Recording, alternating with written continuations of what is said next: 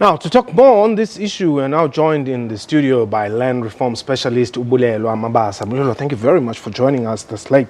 Well, the president made the announcement himself. Is this the Parama Ramaphosa time?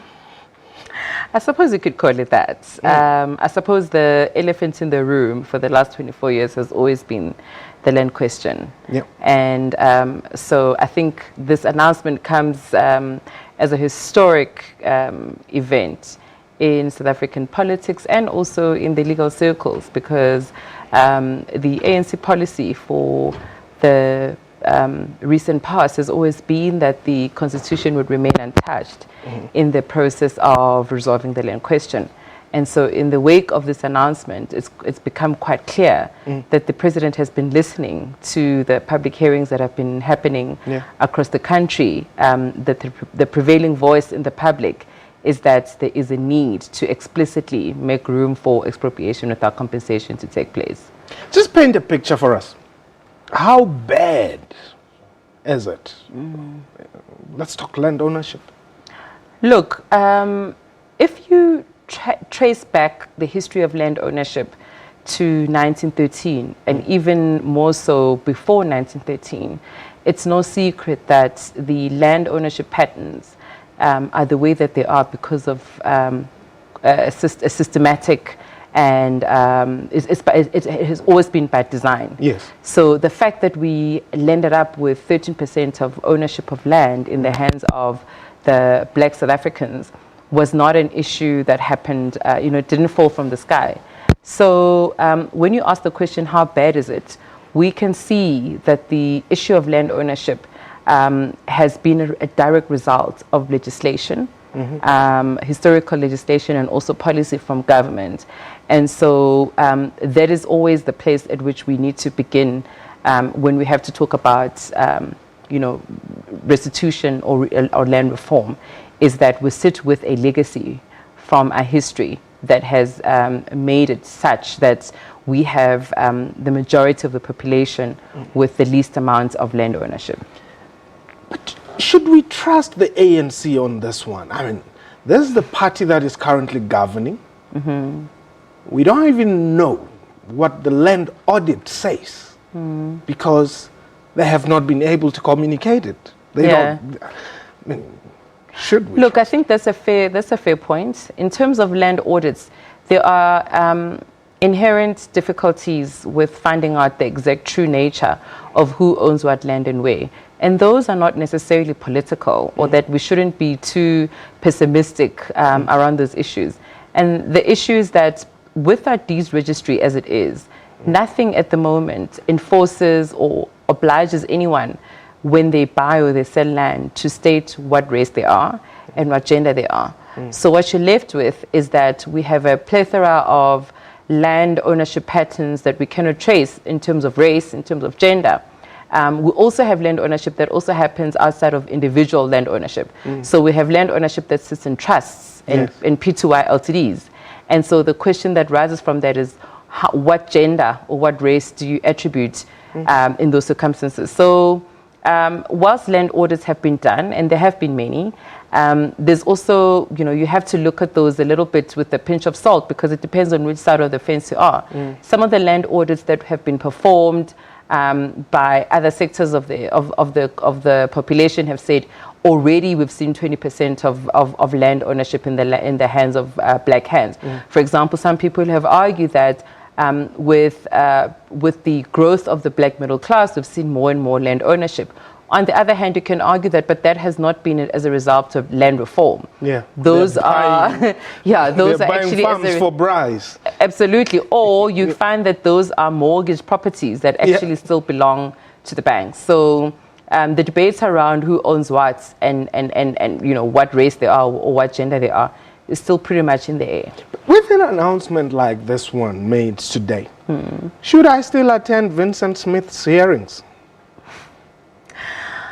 Look, the Vincent Smiths hearings, as you dub them, there's a parliamentary process. And I would like to believe that parliamentary process is not an ANC event.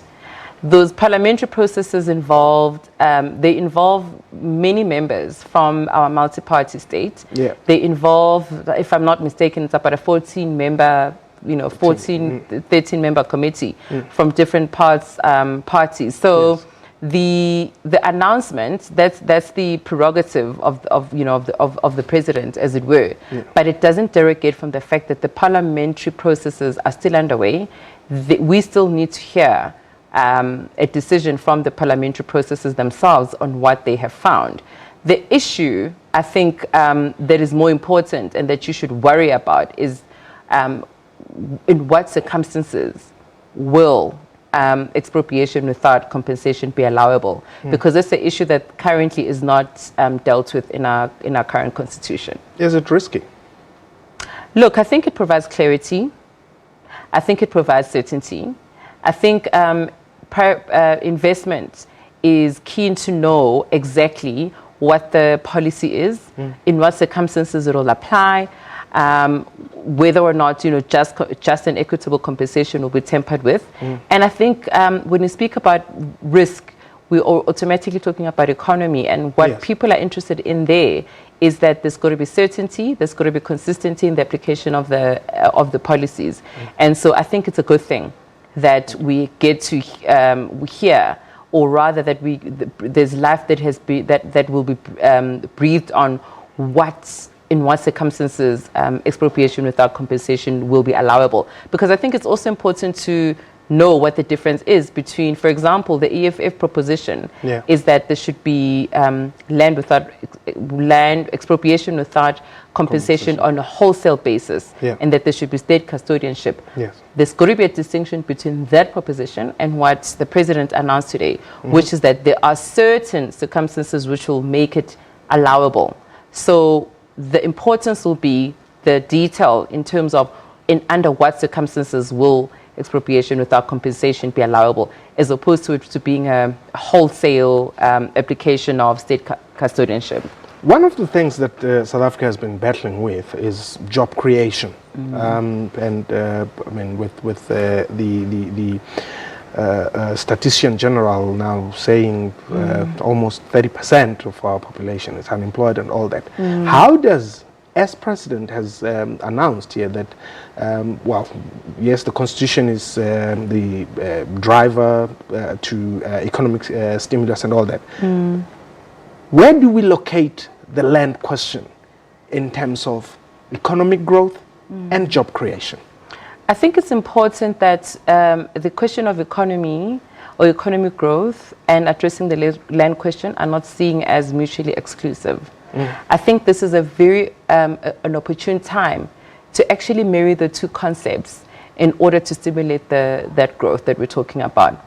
A case in point is that, without speaking like an economist, because of course I'm not, but a case in point is that we already have low-hanging fruit in terms of properties or land that can be released as we speak, because it's either not being used, or it's either has absentee land ownership that can be released for residential purposes. And again, also in agrarian reform, when you talk about agrarian reform, this is an opportunity to actually increase the percentage of agricultural or farmers that are in agriculture, from moving from being exclusively white to increasing that breadbasket, if you like, excuse the pun. But I think this must be seen as a massive opportunity to stimulate an agrarian economy in a very systematic and deliberate way. But then how do you ensure that once expropriated, whether with or without compensation, it remains productive? Because what we have seen so far, it's a sad story to tell. The reason that is a sad story to tell, to be very blunt with you, is because we have not had any legislation that has been passed to deal with post-settlement support. We don't have legislation in the sphere of redistribution. The Constitution says that the government must introduce legislation in terms of restitution. As you know, restitution is where you have to prove that your family was dispossessed, and there's legislation in terms of that. The second aspect of the Constitution that has not been untouched is that where you have to prove that you are in need of land, of property, and that is redistribution, whether that's in residential places or whether that is in farming.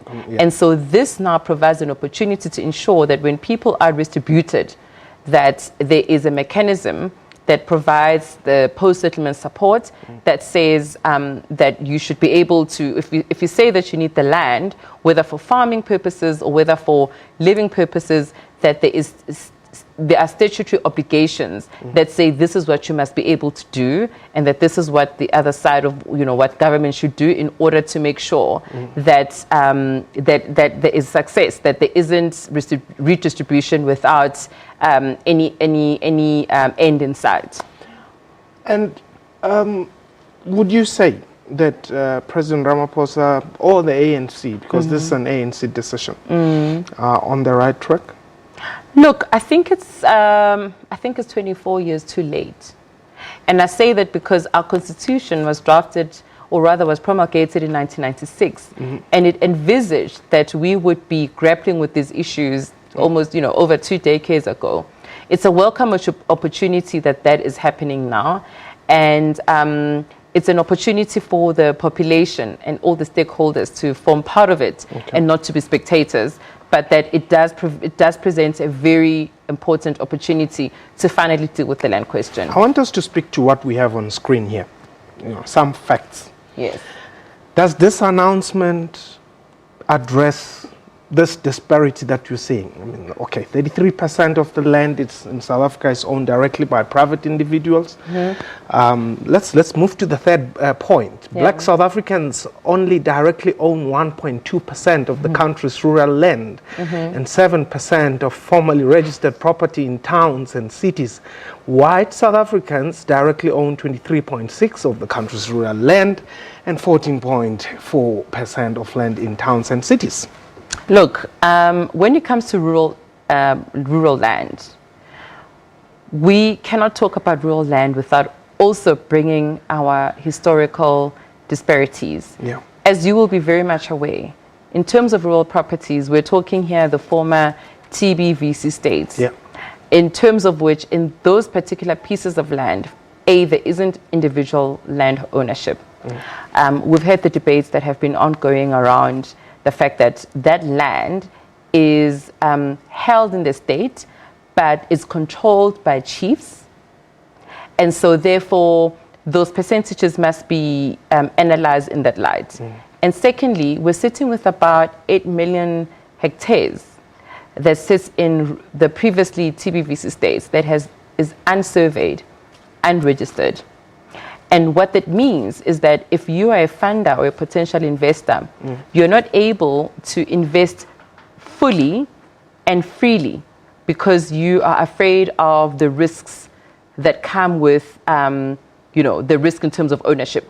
Who owns the land? And even the funders or the banks, the first question they'll ask you is, so who's the owner of the land? So this is an opportunity then to make sure that we survey some opportunities that lie, for example, in provinces like KZN in Eastern Cape, where you can assure investors and funders that there is security of tenure and that there's no risk in terms of ownership.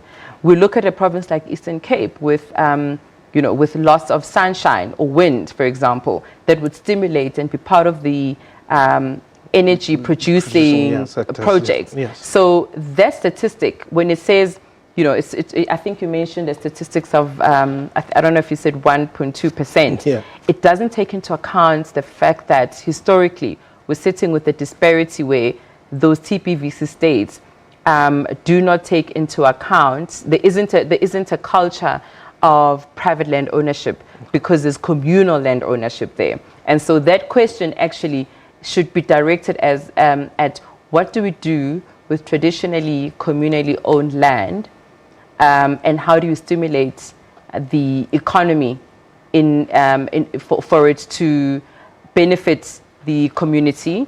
And we know how sensitive that area is given the recent, issues that we were dealing with. Now, perhaps as we wrap up, this process of amending the Constitution, We know that when the majority party decides on something, if they want it to be done tomorrow, it can be done. How long is this? There's a parliamentary process, and because the property right, the property clause, if you like, or Section 25, sits within the Bill of Rights. We're talking here possibly about a 75% vote, as opposed to majority votes, that is required in order to pass a constitutional amendment. We can accept that there's going to be debate around the wording. We can accept that there's going to be debate around the circumstances that would make it allowable for expropriation without compensation to happen. We can expect litigation. We can expect that it's going to be a process. But judging by what we saw happen, I think it was on the 27th of February this year, where the majority in the parliament voted together with the EFF or together with the ANC, whichever way you look at it. It is, one can only, speculate on that. But given the fact that this is not an only ANC wish list, if you like, that we might see some kind of harmony. But obviously, for those that sit on the other side of the fence, they might want to take a litigious approach to this. You don't look or sound excited about this. About the amendments. Yeah. Look, I will always be for clarity. Okay. And I think if you're asking about my personal view, is that we have a very vibrant judiciary, and we have particularly a very vibrant constitutional dispensation, that it is very unlikely that something so important and so real and so far-reaching and so important will not make it to the courts. Yeah. And so my comfort as a practitioner and as a constitutional lawyer is that we have a very vibrant constitutionalism in our country, and that it is unlikely that whatever happens will not pass constitutional muster. So we shouldn't be excited either.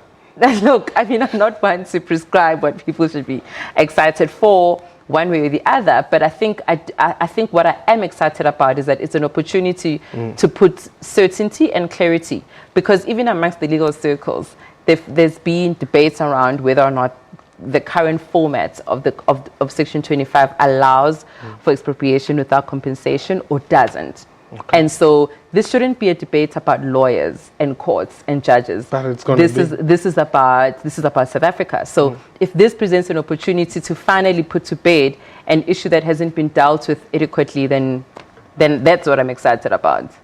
Should the markets calm? Absolutely. No, just relax. That's my view. Okay.